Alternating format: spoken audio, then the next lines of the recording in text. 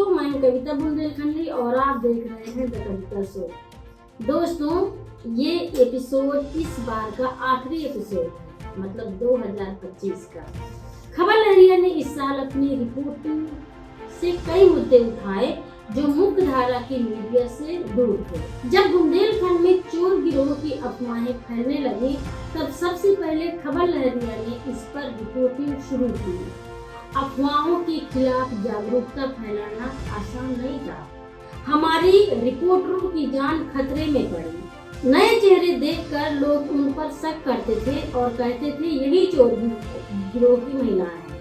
भरोसा नहीं करते थे, लेकिन हमने हार नहीं मानी। हमने उन लोगों की कहानियां सामने रखी जिन्हें मानसिक समस्याओं के कारण चोर समझ करके पीटा गया।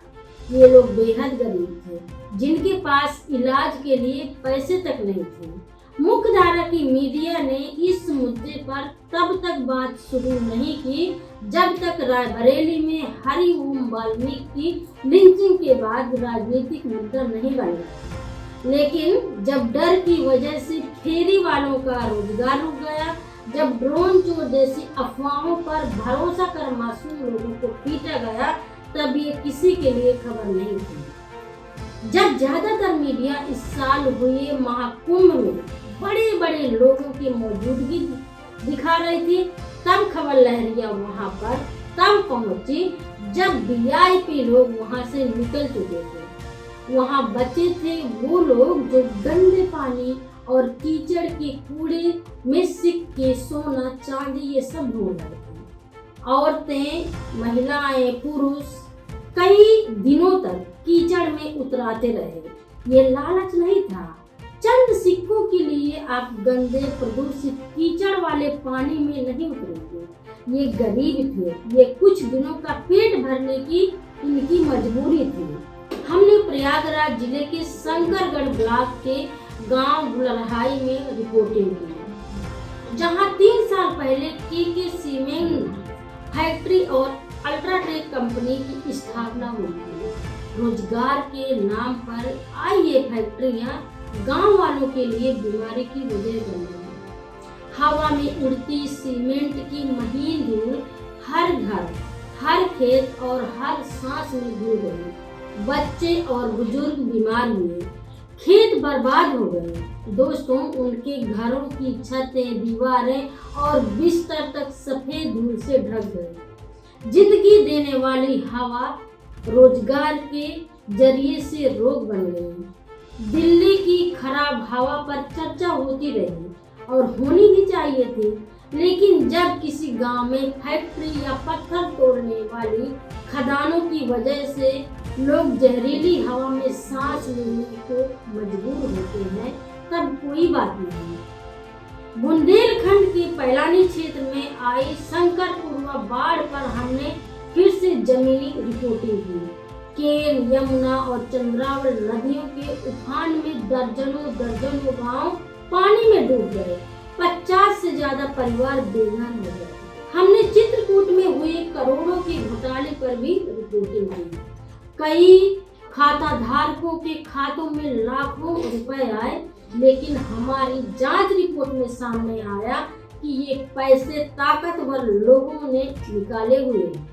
FIR गरीब खाता धारकों पर, जबकि पैसा और कोई ले गया। दोस्तों, ये तो रहे यूपी के मुद्दे। अब मैं आपको बिहार की तरफ ले चलती हूँ। बिहार के पूर्णिया में सामने आए उस भयावह मामले पर हमने रिपोर्टिंग की, जहां एक परिवार की 3 महिलाओं समेत 5 लोगों को डायन बताकर के जीवन ला दिया। हमारी रिपोर्टिंग सिर्फ एक घटना बताने के लिए वहां तक सीमित नहीं रही, बल्कि हमने डायन प्रथा के पीछे की हिंसा, सामाजिक सोच और कानून की कमजोरियों को भी सबके सामने रखा। आज भी देश के कई ग्रामीण इलाकों में डायन बताकर महिलाओं को प्रताड़ित करने की घटनाएं जारी है। अंधविश्वास, डर और पितृसत्तात्मक सोच की वजह से महिलाएं सबसे आसान निशाना बन जाती हैं। ऐसी घटनाएं दिखाती हैं कि डायन प्रथा सिर्फ अंधविश्वास नहीं, बल्कि महिलाओं के खिलाफ में एक संगठित और खतरनाक सामाजिक हिंसा है। दोस्तों, हमने छत्तीसगढ़ में मांडवी हिरमा के अंतिम संस्कार पर भी जो भीड़ उमड़ी थी उस पर सवाल उठाया। हमने लोगों से पूछा कि अगर सरकार कह रही है कि नक्सलवाद खत्म हो रहा है तो हिरमा के लिए जुटी इतनी बड़ी भीड़ क्या संकेत दे रही है? क्या सिर्फ नक्सलवादी मारे जा रहे हैं, लेकिन विचारधारा अब भी जुड़ रहा है। दोस्तों, बदलते सामाजिक रिश्तों को एक बार फिर से हमने अनुभव किया। मध्य प्रदेश में हमारे एक मुस्लिम रिपोर्टर हैं और उन्होंने जो मध्य प्रदेश में बुलडोजर से घर गिराए गए हैं उसकी खबर की। सरकार की घर गिराने वाली राजनीति की खबर की तो उसको बुरी तरह से टारगेट किया गया। हम पहले भी उसे टारगेट होते रहते हैं, लेकिन अब सोशल मीडिया पर धार्मिक पहचान के आधार पर हमको निशाना बनाया जाता है और ये एक खतरनाक स्थिति बन चुकी है। एक रिपोर्टर अपने इलाके की सच्ची खबरें सामने लाते हैं, लेकिन अगर उसे उसके धर्म के कारण टारगेट किया जाए तो ये न सिर्फ पत्रकारिता के लिए बल्कि लोकतंत्र और अभिव्यक्ति की आजादी के लिए भी असुरक्षित माहौल बनता है।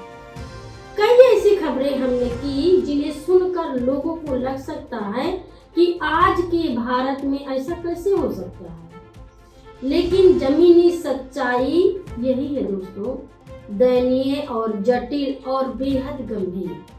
उम्मीद है कि अगले साल भी हम आपके लिए ऐसी ही खबरें लाते रहेंगे, उन लोगों की खबरें जिन्हें अक्सर नजरअंदाज कर दिया जाता है। उस नजरिए के साथ जिस संवेदनशीलता से खबर लहरिया की स्थानीय महिला रिपोर्टर जमीन से जुड़ी सच्चाई को दिखाते हैं। अगले साल के लिए मैं आपसे विदा लेती हूँ और आप सभी के लिए नए साल की ढेर सारी शुभकामनाएं देती हूँ। दोस्तों, आप देखते रहिए खबर लहरिया और भारत के उस बड़े ग्रामीण हिस्से को भी याद रखिए जो आपकी नजरों से या तो गायब रखा जाता है या गायब किया जा रहा है। मैं आपको जाते जाते हमेशा की तरह फिर से बोलना चाहती हूँ कि हमारी और हमारे ग्रामीण आवाज़ को, ग्रामीण रिपोर्टरों की आवाज़ को, जमीनी सच्चाई की जो हम आपके सामने रखते हैं उसको सपोर्ट करने के लिए, उसको आगे तक ले जाने के लिए आप हमारा सपोर्ट करिए। आपका सपोर्ट बेहद जरूरी है। ये जो बगल में आपको QR कोड दिख रहा है, आप इसको स्कैन करिए और 89 रुपये से लेकर के आपके मन में जितना भी आप हमको सपोर्ट कर सकते हैं, प्लीज़ आप जरूर से हमको आर्थिक रूप में सपोर्ट करिए। अगर आप खबर लहरिया में पहली बार आए हैं तो आप खबर लहरिया चैनल को सब्सक्राइब करके जाइए।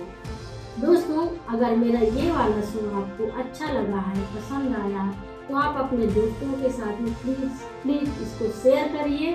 और हाँ, आपके मन में क्या है, क्या सवाल उठ रहे हैं, 2025 का साल आपके लिए कैसा रहा, आप अपने अनुभव भी मेरे साथ में बांटिए, ताकि तो लगेगा ना कि हम और आप क्या सोच रहे हैं।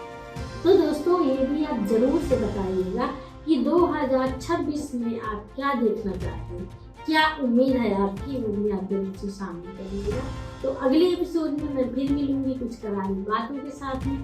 तब तक के लिए दीजिए इजाजत। नमस्कार। खबर लहरिया, आपकी खबर आपकी भाषा।